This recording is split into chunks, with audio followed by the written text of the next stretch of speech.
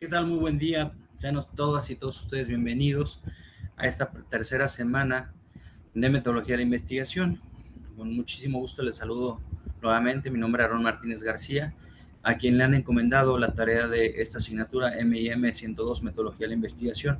Y en este punto vamos a trabajar algo que la semana pasada estuvimos viendo de forma muy puntual y tiene que ver justamente con las hipótesis en la investigación científica. Sean ustedes bienvenidos y bienvenidas. El objetivo fundamental de esta sesión es poder dotar a ustedes como investigadores de herramientas metodológicas para transformar la duda empírica en conocimiento estructurado y validado.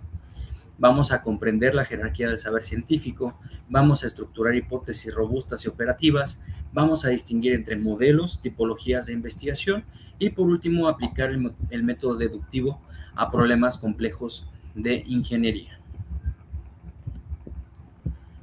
Y es muy importante poder revisar los diferentes niveles en los que nosotros nos vamos a desarrollar dentro de la cosmovisión de la hipótesis. Si bien puede ser, podemos partir de la versión que es la interpretación inicial y abstracta del objeto de estudio, es importante ver cómo evoluciona de la subjetividad a la perspectiva teórica. Un ejercicio que estuvimos desarrollando justamente en nuestra última sesión, en donde podemos partir justamente de la identificación de posibles problemas o dudas que podemos resolver al interior de nuestra investigación. Y por supuesto que vamos a pasar de esta interpretación inicial y abstracta del objeto de estudio a una conjetura. Este es el motor heurístico basado en indicios preliminares. Por ejemplo, lo que nos comentaba su compañero, bueno, es que la bomba, mira, se bloquea y comenzamos a hacer conjeturas. ¿Qué es lo que está sucediendo? ¿Por qué está ocurriendo de esta forma? Y a partir de esas conjeturas, de estas preguntas que vamos desarrollando a lo largo del problema mismo, vamos a buscar explicaciones tentativas y estructuradas y que sean contrastables con los resultados o con las valoraciones teóricas que tenemos. ¿Qué son las valoraciones teóricas? Pues básicamente es el sistema integrado de leyes o de tratados o de información académica o de información fidedigna que nos permita validar lo que estamos generando como hipótesis. En este punto, según John Dewey, el esfuerzo reflexivo surge de una situación problemática que genera una duda resolviéndose en 3 etapas. La primera es identificar la situación problemática. ¿Cuál es mi duda? ¿Cuál es mi perplejidad inicial? Y cómo a partir de esta vamos a poder operacionalizar una serie de elementos de construcción de conocimiento para poder llevar a la intelectualización. ¿Qué es la intelectualización? Básicamente es la transformación de la dificultad emocional en problema técnico. Muchas de las situaciones que ustedes resuelven día con día dentro de la industria, pues tiene que ver con esta primera propuesta de la intelectualización. Se reúnen, generan una lluvia de ideas. Oye, ¿qué pasa si le muevo acá? ¿Qué pasa si hago esto? La experiencia nos puede ayudar muchísimo desde el punto de vista cualitativo, ya lo veíamos en el ejercicio anterior. Sin embargo, el que podamos ir surgiendo, o la etapa de surgimiento, la aparición espontánea de una idea de la solución. ¿Sabes qué? Oye, y si revisamos los manuales, ¿qué nos dicen los manuales? Ya pasamos por este arco de conocimiento en el que fuimos descartando una serie de limitantes o serie de elementos que nos llevan a una posible respuesta. Entonces, dentro de la intelectualización y la hipotetización, el surgimiento de ideas a partir de la experiencia, de los saberes, de todo el constructo de conocimiento que tenemos, nos va a permitir hipotetizar de forma congruente y vamos a decirlo así, congruente, pero también muy bien delimitada, la idea que puede resolver o podemos suponer que es la definitiva para una búsqueda sistemática de soluciones. Recuerden que la hipotetización no es el resultado per se, pero sí me va a permitir identificar las partes del problema y cómo se relacionan los elementos para poder llegar lógicamente a una respuesta. ¿Cuáles son los pilares de la validez científica? Para que una hipótesis no sea un mero juicio de valor, como en la gran mayoría de los escenarios, debe de cumplir 4 criterios básicos. Esto nos va a permitir una hipótesis robusta y bien determinada. La primera es la falsabilidad, que puede ser susceptible de ser refutada experimentalmente. No, lo que tú me estás diciendo, fíjate que en el momento anterior donde pudimos hacer esta X o Y mejora, lo logramos de esta forma. Esa falsabilidad no significa que lo que estoy haciendo es erróneo, sino que significativamente alguien más podría llegar a proponer o a generar una propuesta que delimite o que descarte lo que estoy desarrollando. Otra es el referente empírico, orientada a características observables y medibles. Por eso les he hablado tanto de si ya tienen registros, si tienen bases de datos, si tienen cifras, si tienen datos que por allí pueden estar en el ambiente. Lo revisábamos con otro de sus compañeros. Bueno, es que tenemos una generación de bitácoras inconmensurable que finalmente no sabemos si realmente está proporcionando información que ayuda a la toma de las decisiones. Entonces, ese elemento referente empírico, a partir de la experiencia, nos puede orientar para poder revisar cuáles son las características visibles y medibles. Entonces, si tengo datos aislados, los agrupamos de tal suerte que nos permita tener datos de especificidad. Estos datos de especificidad son términos concretos sin ambigüedad lógica. Ok, en X determinado tiempo obtenemos estos errores, estas fallas, y se han determinado las posibles variables o causas de esta manera.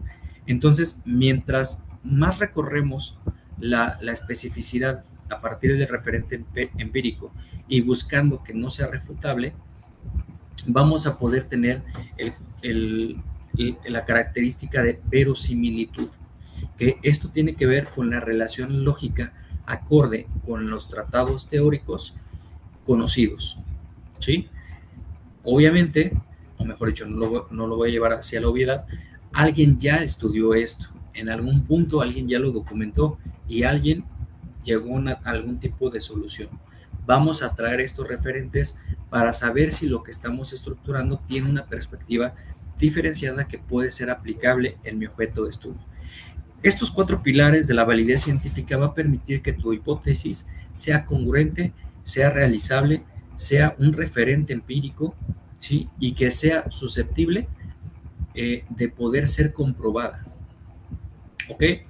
¿Qué significa esto? Bueno, si yo considero que hay una relación entre X y Y, la relación la vamos a abordar desde una perspectiva teórica, pero también desde una perspectiva observable y medible.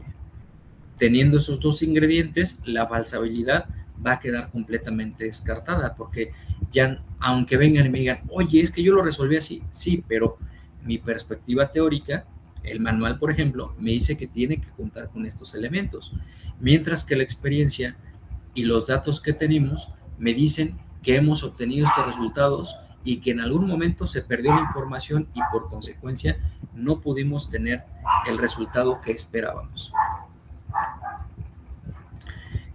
Desde la perspectiva de la ingeniería, la hipótesis rectora va a delimitar el estudio y va a proteger al investigador del azar y de la superficialidad. El yo creo, el yo pienso, queda completamente anulado bajo este esquema, porque vamos a buscar una función principal. Vamos a indicar qué observar y qué omitir. Pensando en el ejemplo de su compañero que tenía o que tiene esta idea del sistema de gestión integral. Entonces, ¿qué es lo que delimitamos al observar? Mejor dicho, ¿cuál es la función principal? Necesitamos identificar qué observar, en qué punto se conectan las 4 ISOs, qué tenemos que omitir, o más bien, cómo podríamos estructurar en un solo documento algo que alimente las 4 normas ISO. Esto nos permite un enfoque operativo, convierte sugerencias iniciales en parámetros de prueba. Bueno, si mi punto de norma en el que establece el proceso, puedo atender de forma muy delimitada qué atiende qué, cómo lo atiende y en dónde lo puedo encontrar, pero sobre todo en dónde lo puedo documentar a partir de la perspectiva del valor agregado, va a ser mucho más sensible que el enfoque operativo sirva a la función principal. Esto nos va a dar en concreto una aplicación práctica. Esta aplicación práctica va a facilitar que un ingeniero utilice la hipótesis para interrogar al sistema de forma congruente.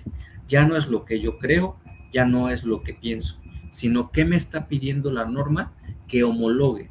Porque si es un sistema integral, suena interesante ver cómo los documentos que lo integran están completamente desorientados, sirven a propósitos diferentes. O bien se duplican, se triplican o simplemente no tienen un punto de conexión. ¿Cuál va a ser el beneficio, mis estimados y estimadas? Tiene que ver con la optimización de técnicas e instrumentos de medición. Significa que todo mi esfuerzo o todo el esfuerzo que se desarrolla al interior del trabajo, en vez de trabajar para el sistema de gestión de calidad, el sistema de gestión de calidad me va a proveer de información para la cual voy a poder utilizar en la toma de decisiones, no al revés. Entonces, para esto el trabajo de hipótesis va a plantear desde lo que ya comentamos en la diapositiva anterior, la perspectiva en la que podemos utilizar de forma muchísimo más concreta e ideal la información para su estudio. Entonces, vuelvo a decirlo, ya no va a ser lo que pienso, lo que creo o lo que considero, sino particularmente voy a partir de los requisitos que me pide cada norma para poder lograr una integración no solamente de las ISO, sino del sistema de gestión desde la articulación de un manual de calidad, por ejemplo, en el que diga, este documento que es el contexto de la organización, aquí está, es una sola hoja y sirve para esto, en esto, para esto, en esto, para esto, en esto.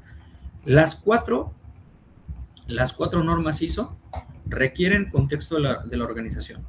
¿Cómo lo hacemos? Pues a lo mejor ahí podríamos desarrollar una metodología, por ejemplo, un FODA estratégico organizacional, fortalezas, oportunidades, debilidades y amenazas en un tiempo determinado, y podemos desarrollar un instrumento que pueda facilitar la trazabilidad en cualquiera de las 4 normativas en las cuales estamos certificados, ¿vale? Esto es para dar un poquito de linealidad a lo que platicábamos la semana pasada y sobre todo que podamos dar de forma congruente un valor hipotético a las conjeturas a las que estamos desarrollando. Lo mismo es para las posibles causas o fallas que puedo presentar en el contexto de, por ejemplo, la norma que tiene que ver justamente con fallas. Ahora, ¿cuál es la clasificación funcional de la hipótesis? Vamos a depender completamente del nivel de profundidad del estudio. La hipótesis la vamos a dividir en 3 grandes rubros: descriptiva, correlaciones, causalidad. Descriptiva. Vamos a partir de datos a predecir valores de variables en un contexto específico. Bueno, en el área de producción podemos ver que con esta frecuencia tenemos estas fallas, con esta frecuencia tenemos estos mantenimientos correctivos, con esta frecuencia son estos los elementos que hay que cambiar. ¿Sí me voy explicando? Correlacional. Vamos a especificar la asociación mutua entre variables sin que exista una dirección causal. No sé cuál es la causa o lo que podría inferir en las 2 variables. Por ejemplo, observo que cada vez que lavan los equipos en fin de semana con la Karcher, cada fin de semana se lava tal zona, pero curiosamente en esa misma semana tengo que hacer mantenimiento correctivo porque los equipos electrónicos no están funcionando. Entonces puede haber una correlación entre el número de lavados y el número de mantenimientos correctivos en componentes electrónicos asociados al agua. Entonces, ahí podríamos inclusive poder correlacionar variables del estudio. Por ejemplo, en este punto, podría ser que el lavado de los equipos con una Karcher esté generando una, una escalada en los mantenimientos correctivos. Eso es una hipótesis. La correlación nos va a permitir identificar si en X determinado número de lavados de equipo se han generado un determinado número de acciones correctivas en mantenimiento a componentes electrónicos. ¿Sí? Entonces, eso es otro nivel. Y el tercer nivel de la clasificación funcional tiene que ver con la causalidad, de causa-efecto. Es el lavado de componentes electrónicos en el área de producción la causa por la que se despunten los mantenimientos correctivos asociados al agua. Entonces ahí vamos a poder pasar de la descriptiva a la correlacional y de la correlacional a la causalidad. Sí, en efecto, hay una relación directa entre lavado de componentes electrónicos con mantenimientos correctivos. Entonces, estos tres diferentes modelos van a poder favorecer no solamente la conjugación de la hipótesis, sino realmente ya me están diciendo de qué forma me van a demostrar que existe una relación directa entre X fenómeno y Y fenómeno.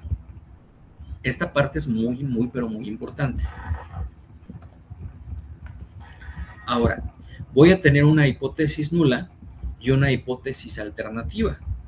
Una que va a refutar o negar la relación supuesta y una en la que va a plantear la predicción del investigador. ¿Cuál sería en este supuesto que estoy explicando la hipótesis nula? Básicamente no existe una relación entre el lavado a profundidad del área de producción con los mantenimientos correctivos de componentes electrónicos. Esa es mi hipótesis nula. No hay ninguna relación. Se rechaza la conjugación de los dos elementos, que seguramente podría ser la postura de un área versus la otra área. Entonces, mi hipótesis nula se puede plantear a partir de enunciados que en términos numéricos puedan comparar parámetros poblacionales. Por ejemplo, en X número de lavados de, como comentó su compañero,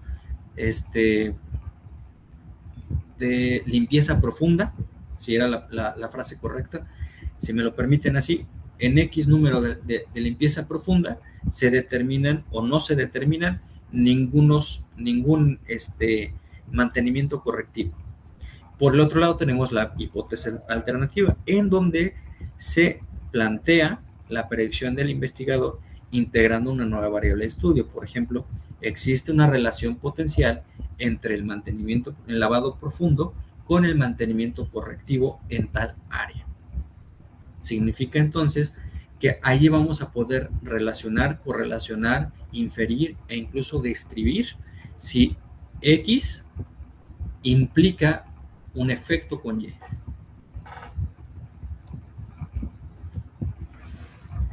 Ok, y vamos a los distintos niveles epistemológicos de las hipótesis y del conocimiento mismo. El nivel 1, mi versión y la versión de limpieza profunda. ¿Sale? Es un modelo abstracto. En cualquier momento, cualquier persona te lo puede refutar porque es una validación subjetiva. Es lo que tú crees, lo que tú piensas, lo que tú, aunque me digas lo que me digas, no me lo puedes comprobar. ¿Ok? Conjetura. Es un juicio basado en indicios. Es que sí, creo que hay una relación entre limpieza profunda y mantenimientos correctivos. Fíjate que me doy cuenta que cada vez que entran a lavar con la Karcher, algún componente se descompone, se echa a perder. Mientras que la hipótesis es un enunciado teórico tentativo, ¿sí? Nos va a permitir la guía para recolectar datos y completamente su validación es falsable. ¿Qué significa? Que alguien puede venir a refutármelo o yo podría comprobarlo. ¿sí? Ahora, desde la perspectiva de teoría, que está basado en lo escrito, que podríamos partir de teorías, leyes, tratados, básicamente información documentada que nos puede dar una explicación del fenómeno, y esto es completamente consensuado porque tú adoptas esa información y lo aplicas en el fenómeno de estudio. Ya lo expliqué en distintos escenarios, en distintos momentos con ustedes, pero es importante traerlo a colación nuevamente. Modelo cualitativo, modelo cuantitativo. ¿Vale? El modelo cualitativo está orientado hacia la exploración. Vamos a ver qué es lo que está ocurriendo, qué es lo que observas, qué es lo que puedes palpar, de qué forma tú explicas el fenómeno. ¿Sí? Es contrastable, es generativa.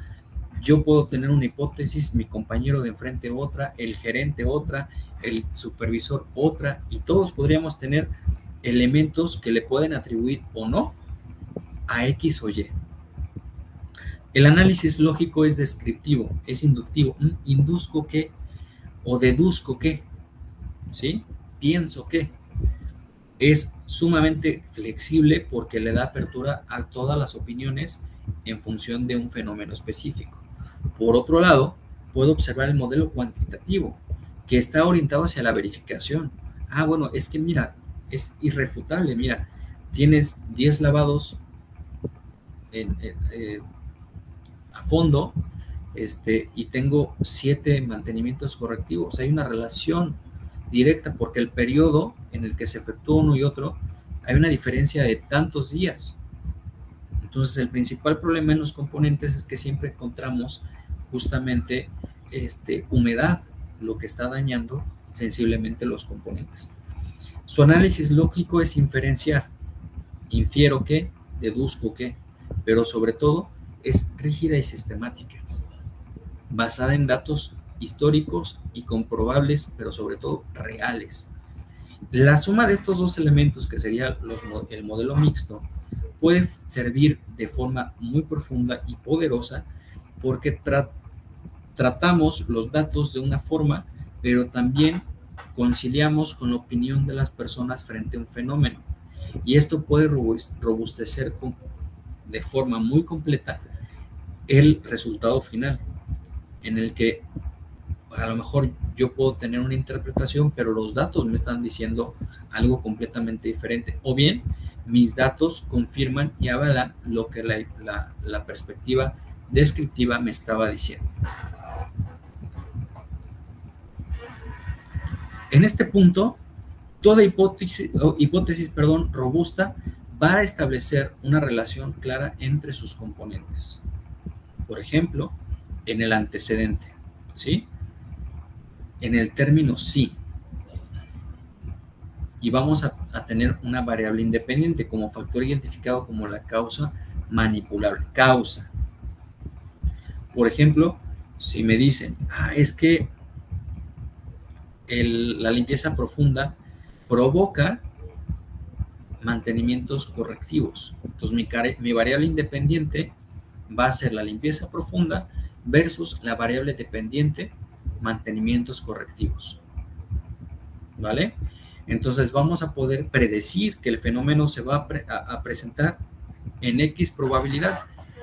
Si tenemos que de cada 10 limpiezas profundas, 4 se convierten en mantenimientos correctivos, puedo explicar desde los datos históricos que existe un 40% de probabilidad de que cada vez que se haga una limpieza profunda existan o se desarrollen 4 o por lo menos 4 mantenimientos correctivos. Entonces, si se dan cuenta, aquí vemos la causalidad, la causa y el efecto. ¿Sí? Por eso es tan importante que tengamos en cuenta distintos términos fundamentales. El primero, el dato. ¿Qué es lo que estoy observando? ¿Cuál va a ser mi materia prima para poder analizar lo que yo considero que es analizable? ¿Qué es lo que me está generando el problema? ¿Cada cuándo se me presenta ese problema y bajo qué características? Ahí abordamos la intelectualización. intelectualización de los hechos, no de lo que yo creo o lo que yo supongo. A veces, y solo a veces, se presentan fenómenos de forma abrupta y me tienes que resolver el problema ahorita. ¿Para qué te vas a investigar y a buscar carpetas donde a lo mejor no tienes ningún otro dato que pueda ser relevante para la toma de decisiones? Pero tienes que resolverlo en este momento. Entonces aquí sirve la perspectiva cualitativa, porque la intelectualización te puede dar muchas rutas para poder entender qué es lo que está ocurriendo con tu fenómeno.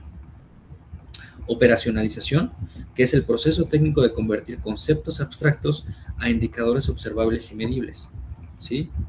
Entonces, de repente, cuando ya tienes esta perspectiva de intelectualización, en términos de operacionalización, trayendo el ejemplo de su compañero de las válvulas, pues puede decir, espérame, es que ya en la operacionalización me dice el manual que necesita tener una cámara de recuperación. Entonces, todas las válvulas tienen que tener esto para evitar la falla o la ocurrencia de la falla. Pero ya no me lo inventé yo, además está en el manual. Por tanto, la falsabilidad, que es el pilar de la cientificidad, es la apertura metódica de la reputación experimental, básicamente va a permitir relacionar la causa y el efecto con la solución.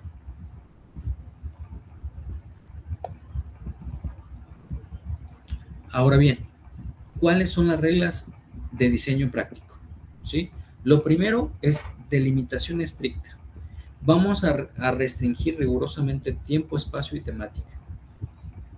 Cuando nos hablaba su compañero de la línea de producción, la contaminación de línea de producción, y no podemos dejar de lado esta variable en el hecho de que es de calidad alimentaria, ¿sí? O la rigurosidad tiene que tener muchísima observación, puesto que la contaminación por cualquier otro elemento puede ser muy, muy complicada, pues tenemos que restringir rigurosamente el tiempo, espacio y temática. Por eso le decía, ¿con qué frecuencia se da? ¿Qué es lo que ocurre? ¿Cómo lo encuentras? ¿O bajo qué elementos ocurre el problema? ¿Sí? Otra es economía de palabras.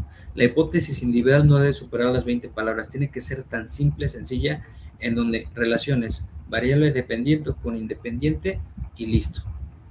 ¿Existe una relación entre limpieza profunda y mantenimientos correctivos? No existe relación entre limpieza profunda y mantenimientos correctivos. Ahí tengo una hipótesis, no supera las 20 palabras. Estoy relacionando variable X con variable Y. ¿Ok? Aplicarle una variable, la estructura lógica. Sí, entonces, si hay limpieza profunda, entonces habrá mantenimiento correctivo. ¿Sí? Y ante la incertidumbre, tenemos que usar las hipótesis operativas antes de concluir. Entonces, ¿puedo generar más hipótesis? Claro que sí. Puede ser el lavado con manguera a presión la causal de mantenimientos correctivos. Puede ser el desengrasante o el ingrediente activo con lo que se limpia un factor de riesgo. Bueno, entonces puedo operacionalizar las hipótesis que yo quiera, de tal suerte que podemos ir descartando, ¿sí? Vuelvo a traer el ejemplo de su compañero con las válvulas. Dieron para un lado, dieron para otro, dieron para otro, dieron para otro. Todas fueron hipótesis, ¿sí? Lo que les llevó en su momento a poder generar una serie de interrogantes antes de poder concluir. Inclusive, el factor de eliminación de esas hipótesis llevó a la solución. No es esto, no es esto, no es esto, no es esto, no es esto, no es esto, no es esto. Sí es esto. Y ahí se comprueba la hipótesis.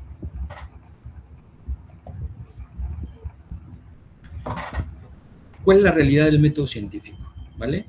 Tenemos que entender que la interdependencia epistemológica de la hipótesis nos habla de que no es el fin, es un instrumento que nos permite vincular la observación directa de un fenómeno con la teoría y juntarlas y encontrar la mejor respuesta para el fenómeno que observamos. La recursividad nos habla de que no es lineal. Vamos a encontrar soluciones arriba, abajo, derecha, izquierda, y definitivamente nos va a proveer de elementos para poder establecer lo que sí es una respuesta congruente. También nos permite la objetividad a través del método.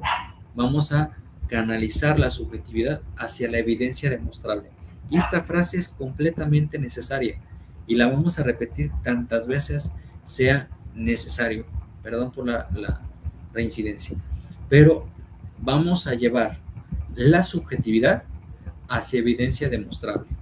A ver, demuéstrame por qué necesitamos aplicar Lean en el modelo de sistema de gestión integral. Si ya tenemos tantos elementos que dan respuesta a cada uno de ellos. Bueno, es que si tenemos uno que atienda de forma integral todos los requisitos, podemos solamente ocupar un recurso y ya no tengo que tener 8, nada más uno. ¿Sí me explico? Es importante entender que el error es parte del aprendizaje. Si no nos equivocamos, definitivamente no vamos a poder trascender en el conocimiento. Una refutación no es un fracaso. Si alguien viene y me dice, no, está mal tu hipótesis, o está mal el planteamiento, o está mal esto, ok, perfecto. ¿Por qué? Por ABC. Reformulo, pero no me tiro a la desgracia. Más bien es encontrar la forma correcta de poder afinar y delimitar un problema. Justamente, y a manera de conclusión, el fracaso es la comprobación, no es un vacío, es la luz que redirige nuestra observación. ¿Vale? Muchísimas gracias, nos saludamos en el siguiente video.